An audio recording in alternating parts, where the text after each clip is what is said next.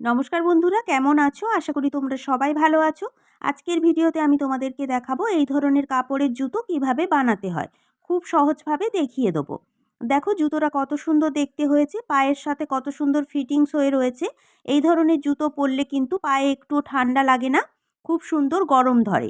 যেহেতু এখন শীতকাল, তাই তোমরা অনায়াসে কাপড় দিয়ে এই ধরনের জুতো বানিয়ে বাড়িতে ব্যবহার করতে পারো। পায়ে কিন্তু ঠান্ডা লাগবে না, খুব সুন্দর গরম ধরবে। আমি যেভাবে আজকে তোমাদেরকে দেখিয়ে দেবো ঠিক একই রকম সূত্র ধরেই কিন্তু তোমরা বড়দের জন্য এবং ছোটদের জন্য উভয়ের জন্যই কিন্তু জুতো বানিয়ে নিতে পারবে। এই ধরনের হাম মোজা কিন্তু তোমরা অনেকেই বাড়িতে ব্যবহার করো। মোজা হিসেবেও তোমরা ব্যবহার করতে পারো, পরে কিন্তু তোমরা রাত্রিরে শুতে পারো। তাহলে কিন্তু পায়ে ঠান্ডা লাগবে না, পাটা খুব গরম ধরবে। আমি কিন্তু যতটা পারবো সহজভাবে দেখাবো, যাতে তোমরা ভিডিওটা দেখলে শিখতে পারো। আমার ভিডিওটা সম্পূর্ণ নতুনদের জন্য। নতুন হয়ে থাকলে ভিডিওটা স্কিপ না করে পুরো ভিডিওটা দেখো। আর আমার ভিডিওটা যদি তোমাদের ভালো লেগে থাকে তাহলে তোমরা অবশ্যই আমার চ্যানেলটিকে লাইক শেয়ার সাবস্ক্রাইব করো, আমার পাশে থেকো। চলো তাহলে দেখে নিই।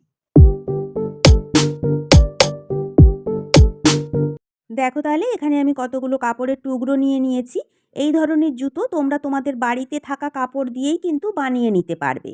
আমি যেহেতু শীতের জন্য জুতোটা বানাচ্ছি, তাই জুতোটা একটু মোটা আর গদি গদি টাইপসের করার জন্যই কিন্তু অনেকগুলো কাপড় নিয়েছি।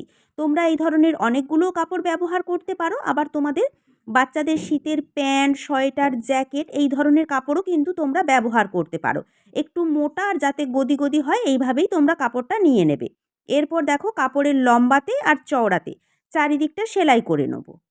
দেখো তাহলে কাপড়টাকে আমি লম্বাতে আর চওড়াতে স্কোয়ারভাবে সেলাই করে কাপড়টাকে শেড করে নিয়েছি। দেখো কাপড়টা কত সুন্দর শেড হয়ে গেছে এবং কাপড়টা দেখো কত সুন্দর গদি গদি বা শক্ত হয়ে গেছে।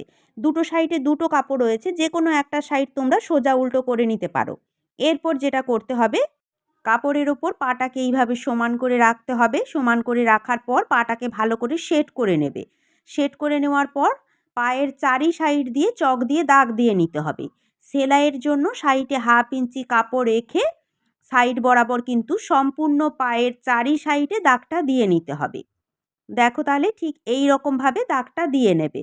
সাইডে 1/2 ইঞ্চি কাপড় বেশি রাখবে সেলাইয়ের জন্য। এইভাবেও কিন্তু তোমরা পায়ের মাপটা নিয়ে নিতে পারো। দেখো তাহলে কত সুন্দর পায়ের মাপটা আমার এসে গেছে। এরপর চলো তাহলে আরও একরকমভাবে তোমাদের পায়ের মাপ নেওয়া দেখিয়ে দেবো। দেখো তাহলে এরপর যেটা করতে হবে, একটা জুতো নিয়ে নিতে হবে। যার পায়ের মাপে তোমরা জুতোটা বানাবে সেই মাপেরই জুতো নিয়ে নেবে। যে কোনো জুতো নিলেই কিন্তু হবে। জুতোর সাইডেও 1/2 ইঞ্চি কাপড় রেখে সম্পূর্ণটা চক দিয়ে দাগ দিয়ে নেবো। দেখো তাহলে সম্পূর্ণটা আমি দাগ দিয়ে নিয়েছি। সাইডে 1/2 ইঞ্চি কাপড় অবশ্যই রাখবে সেলাইয়ের জন্য। দেখো তাহলে দুটো পায়েরই আমার মাপ নেওয়া হয়ে গেছে। আমি কিন্তু দুরকমভাবে তোমাদেরকে মাপ নিয়ে দেখালাম। তোমাদের যেটা সুবিধা হবে সেইভাবেই মাপটা নিয়ে নেবে। যেমনভাবে আমি তোমাদেরকে দুটো পায়ের মাপ নিয়ে দেখালাম, ঠিক একই রকমভাবেই কিন্তু তোমরা সব সাইজের জন্যই পায়ের মাপ নিয়ে নিতে পারবে। যেমনভাবে আমি পায়ের মাপ নিয়ে ড্রয়িং করেছি, এরপর ড্রয়িং বরাবর কাপড়টা কাটিং করে নেবো। দেখো তাহলে যেমনভাবে ড্রয়িং করেছিলাম ঠিক ড্রয়িং বরাবর দুটো জুতোই কাটিং করে নিয়েছি। এরপর যেটা করতে হবে, জুতোর ওপরের পাটটা রেডি করে নিতে হবে। তার জন্য দেখো এখানে আমি দুটো কাপড়ের টুকরো নিয়েছি। আমি দুটো কাপড় দু রকমের নিয়েছি, তোমরা কিন্তু একই রকমের কাপড় নিতে পারো। এরপর কাপড়ের লম্বাটা কিভাবে নেবে দেখো। যেই জুতোটা কাটিং করেছিলাম জুতোর লম্বাটা মেপে নেবে। জুতোর লম্বা যা আসবে তাই নিয়ে নেবে কাপড়ের লম্বা। এখানে আমার জুতোর লম্বা এসেছে 10 ইঞ্চি।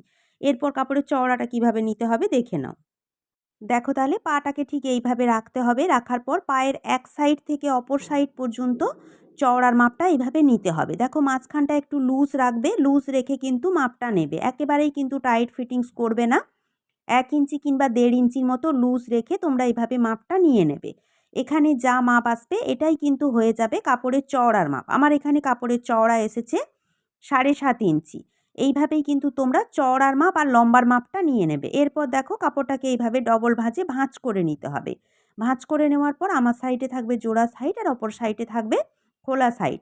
অপর সাইডে দেখো খোলা সাইডের দিক থেকে এইভাবে রাউন্ড করে দেখো একটা চক দিয়ে দাগ দিয়ে নিতে হবে। ঠিক এইভাবে রাউন্ডে দাগটা দিয়ে নেবে। এরপর দাগ বরাবর কাটিং করে নেব। দেখো তাহলে কাটিংটা করে নিয়েছি। এরপর আমার সাইডে জোড়া সাইডের দিকে ওপর থেকে ফিতেটাকে ধরে নিচের দিকে 5.5 ইঞ্চিতে একটা দাগ দিয়ে নেব।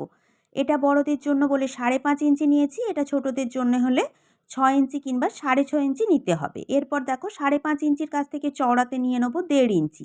1.5 ইঞ্চি নিয়েছি বড়দের জন্য, ছোটদের জন্য হলে 1 ইঞ্চি কিংবা 1.25 ইঞ্চি নিতে হবে। ঠিক একই রকমভাবে নিচের দিকেও 1.5 ইঞ্চি নিয়ে দাগটাকে সমান করে মিলিয়ে নেব। যেমনভাবে দাগটা দিয়েছি ঠিক দাগ বরাবর কাপড়টা কাটিং করে নেব।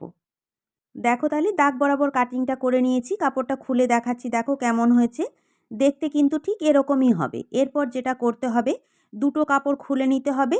দুটো কাপড় কিন্তু সোজা পাটের ওপর সোজা পাট রেখে আমাদের যে চৌকোটা কাটিং করেছিলাম ওই চৌকো বরাবর সাইডে 2 সুত করে কাপড় রেখে সম্পূর্ণটা সেলাই করে নিতে হবে। দেখো ঠিক এইভাবে। দেখো তাহলে চারি সাইড দিয়ে সেলাইটা করে নিয়েছি। এরপর কোণগুলো কাটিং করে নিতে হবে। কাটিং করে নেওয়ার পর কাপড়টাকে সোজা করে নিতে হবে। দেখো তাহলে কাপড়টা সোজা করে নিয়েছি। এরপর যেটা করতে হবে, কাপড়ের কিনার দিয়ে চাপ সেলাই দিয়ে নিতে হবে।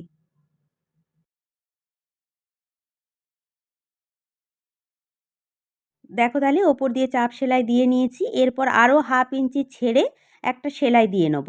এখানে যেহেতু এলাস্টিক লাগাবো তাই 1/2 ইঞ্চি ছেড়ে একটা সেলাই করে নেব। যেমনভাবে দাগটা দিয়েছি এরপর দাগ বরাবর সেলাইটা করে নেব।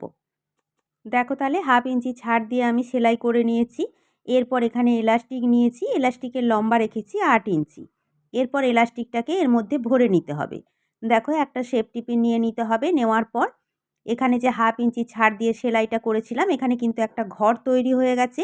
এই ঘরের মধ্যে দিয়েই কিন্তু এলাস্টিকটাকে এইভাবে ঘুরিয়ে ঘুরিয়ে ভরে নিতে হবে। দেখো তাহলে ঠিক এইভাবে এলাস্টিকটাকে ভরে নেব।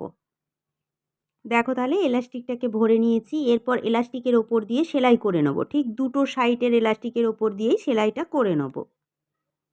দেখো তাহলে দুটো সাইডের এলাস্টিকই সেলাই করে নিয়েছি। এরপর কিন্তু এলাস্টিকটা আর খুলে যাবে না।